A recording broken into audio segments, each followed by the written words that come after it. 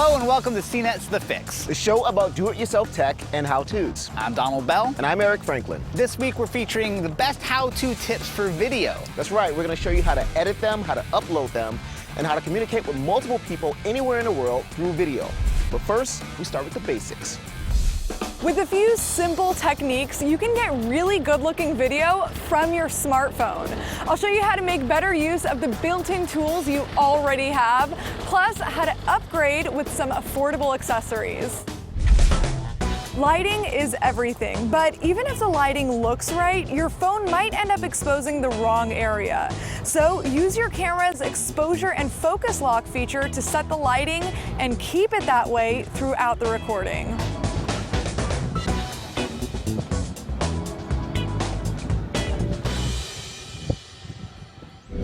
If audio is important and the video isn't terribly long, there's a simple trick for getting clearer audio. Just cup your hand around the microphone toward the direction of the audio. That way, noise you don't want gets filtered out. Finally, don't forget about composition. Just like with still photography, use the rule of thirds to place your subject away from the center to make a more interesting shot. With those tips, you're already leagues ahead of everyone else. But if you really want to step up your game, get some add-ons. Even a little bit of jitter can ruin a great video. So if keeping your elbows firmly to your side won't cut it, use a stabilizing accessory.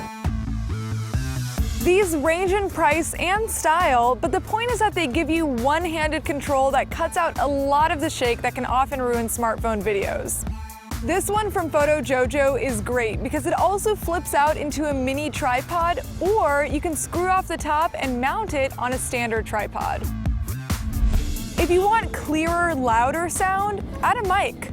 There are plenty of cheap options, but this one's from Dayton and it's only $20 on Amazon. And finally, the default app on your phone is fine for basic recording, but apps open up a whole world of features. And if you're too lazy to edit, there are even apps like Magisto, which automatically splice together your footage for you.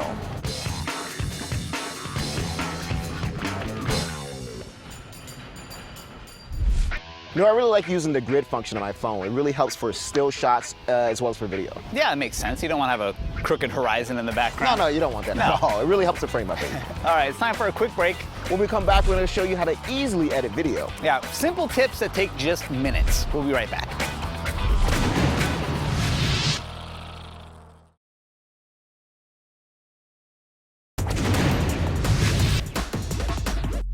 Welcome back. You know, when it comes to editing video, there are so many options out there. It can be really intimidating, especially if you don't have a lot of time to get up to speed. Yeah, but we've got some quick and easy tips on how to share video with your friends and family in no time. We all know YouTube is a great way to upload videos and share them online. But did you know that YouTube also makes a great bare bones video editor? If you're in a pinch or you're just too intimidated by most video editing software, I'm going to show you how to make some simple changes to your videos using YouTube. First things first, you got to upload some videos to YouTube. Once you do that, head over to youtube.com/editor, and you're going to see a list of all your uploaded videos on the right, and then a little video editor on the left. To start editing, find a video you want to edit and then drag it over to the little corner here where it says drag videos here. Once you do that, the video is going to start playing, and you're going to see some options over here on the right. Autofix, brightness, contrast, slow motion, all kinds of fun stuff you can do with your video clip. On a separate tab over here, you're going to see filters, kind of like Instagram filters that you can use to process your video. You can lay text over your video, and you can also adjust the volume of your videos if you want to pump up the volume a little bit. Another thing to know if you're actually going to fiddle around with the filters and fixes is that if you check the box down here at the bottom that says preview effects side by side with original video, you're going to get an extra little window here that will show you the original video next to the affected one, and it's a good way to see if the changes you're making are actually making the video better, or maybe you're layering on a lot of filters that don't need to be there. Now, of all the tools here, the most useful one is actually down here on the thumbnail. When you have the thumbnail selected, you can use the edges of it to trim the beginning of the clip or the end of the clip. Maybe the beginning was a little shaky, maybe the end goes too long. You can also hit the scissor icon here to split the clip. So maybe if I split it in the middle, I can actually intercut other clips into it. So if I wanted to cut in a little clip here from the county fair, right in between the two clips, there you go. Now, while you have your video library open here on the right, you're gonna notice there's some other tabs up here to explore. You've got a tab for adding Creative Commons video into your own video, so that you want a nice royalty-free video of beach rocks to open your video. You've got it here, free to use. You'll also notice you've got options here for adding your own photos to your video, adding music to your video. But the most useful two tabs up here are the tabs for transitions and for titles.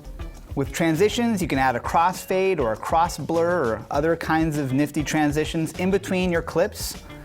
And then with the title tab, you can add a centered title or a banner or a sliding title, kind of nifty different effects here. You just drag a title onto the timeline and then enter your text, and it's immediately there.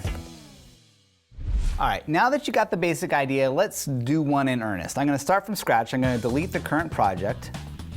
Delete. It's not deleting my videos, it's just deleting the project here for the editor. And I'm going to get these clips of my kid at the county fair.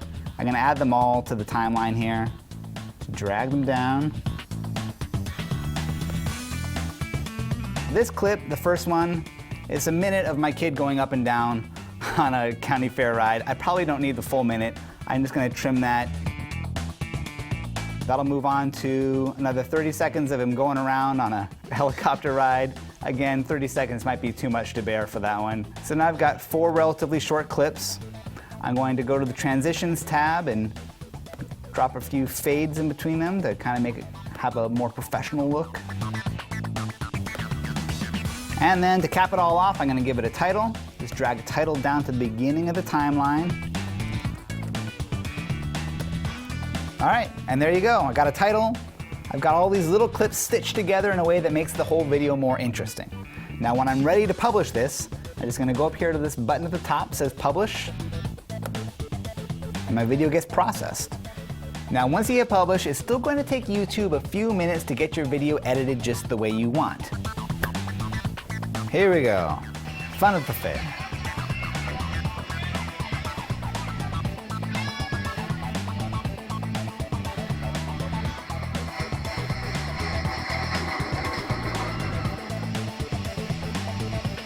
It's a masterpiece.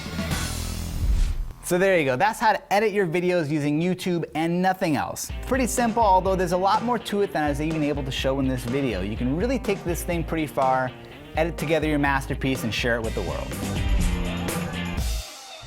Another cool thing about editing your videos in YouTube is that the editing is non-destructive. There's no chance you're gonna screw up and butcher a video you've already uploaded. Well, that's a nice perk. You know, video is also an effective way to communicate live with your friends and your family, even if you're not all in the same location. Yeah, these services are free now too. Check it out. Remember when video chat was this thing we only saw in sci-fi movies? Well, maybe I'm the only one old enough to actually remember that. But thankfully, it's not a fantasy, it's real, and now we can video chat with multiple people completely free of charge. First, probably the best way to get a group chat session going is to use a service like Skype.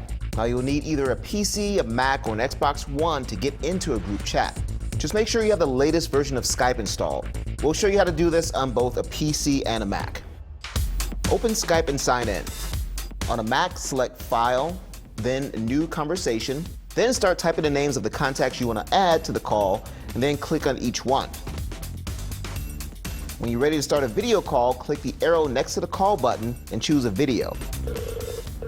As participants answer the call, they'll be added to the group chat. On Skype, you can have 3 to 10 people in a group chat.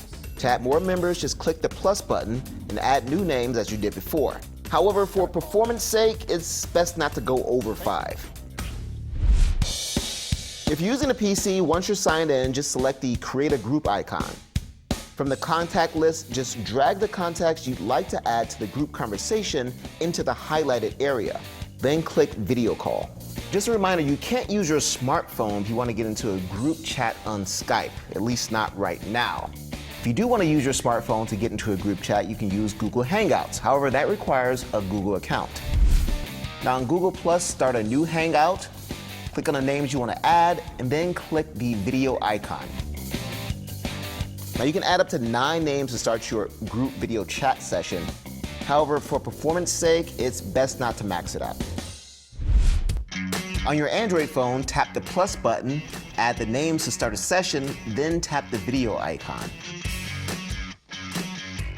There are other free apps that allow you to do group conferencing, but these two are not only the easiest to get up and running with, but because of the popularity of Skype and Gmail, they're probably the ones your friends and colleagues will most likely already have accounts for. Group chat is a great way to communicate with your friends, conduct interviews, and catch up with your relatives. Now that you know how to use it, you have no excuse. Have your mom watch this video and then start calling her every week. That's it for this week's show. Thanks for watching. You can send us your feedback, your questions, your comments, your how-to ideas. I can be reached at Nidopo on Twitter. And I can be reached at Donald, and I want to hear your ideas. Yeah, we all do. See you next time on The Fix. See ya.